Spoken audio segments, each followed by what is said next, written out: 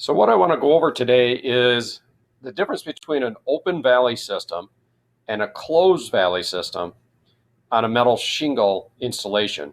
So what you're looking at here is an installation that has a closed valley, and we'll get into the details of what that means in a moment, but what is apparent here is the amount of debris, the leaves and so forth that it can collect in a closed valley system.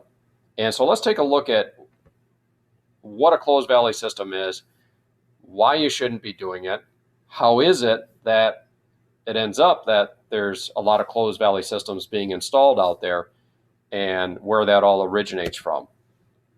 Here's what might surprise you. A closed valley system and the technique of using a closed valley system actually can originate with the manufacturer itself. What we're looking at here is obviously an installation manual for a particular metal shingle product. And this installation manual from the manufacturer is illustrating how to install their valleys, and it's a closed valley system. Now, by a closed valley system, what we mean specifically is a closed valley system is going to have some sort of hood in the center here. It could be a fully integrated hood as in this case, where it's a one-piece system of that hood being bent right into the valley metal itself, and it's one piece.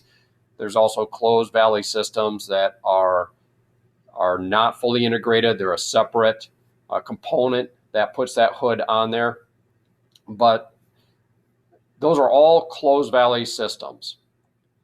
And you might be asking yourself, if a closed valley system is not the best way to install, why is it the manufacturers are showing this? Why is it that they're putting it in their installation manual to do a closed valley system? Well, there's, in my opinion, two reasons. One reason is that you, of course, have to realize that the manufacturers are selling to a broad audience. In the United States, they're trying to sell to all the states, not just a region of the country that might have problems with a closed valley system. So there's probably certain areas of the country, certainly in the Southwest, areas where they don't have snow and ice, maybe areas that are more arid, that don't have the amount of deciduous trees, leaves, pine needles, and so forth like that, where a closed valley system would largely function perfectly fine.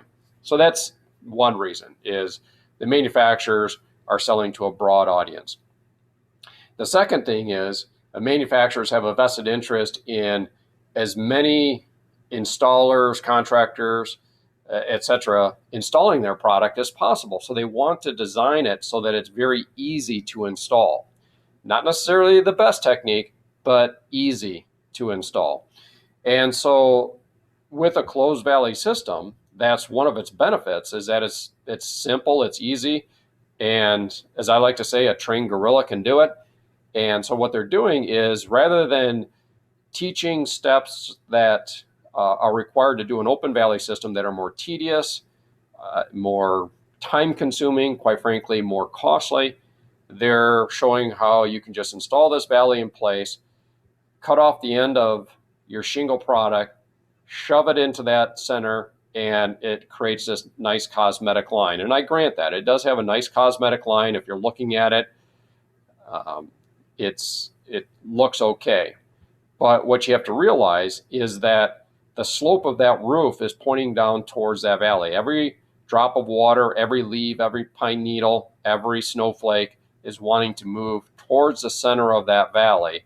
And what happens is that debris runs the risk of getting caught up underneath that hood and creating that pile up that you see in that photo there. So what's the solution, or what's the better technique? The better technique is to do what's called an open valley system. And an open valley system actually originates from not metal shingle, but rather standing seam metal roofing. And the reason it originates from standing seam metal roofing is because you can't do a closed valley system.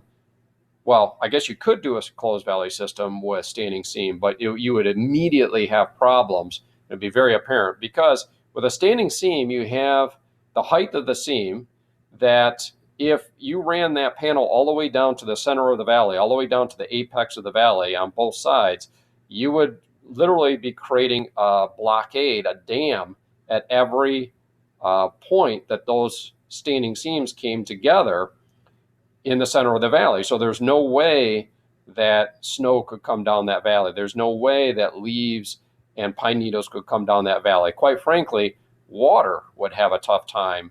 Liquid water would have a tough time coming down that valley. So as a result, standing seam uses a technique of an open valley.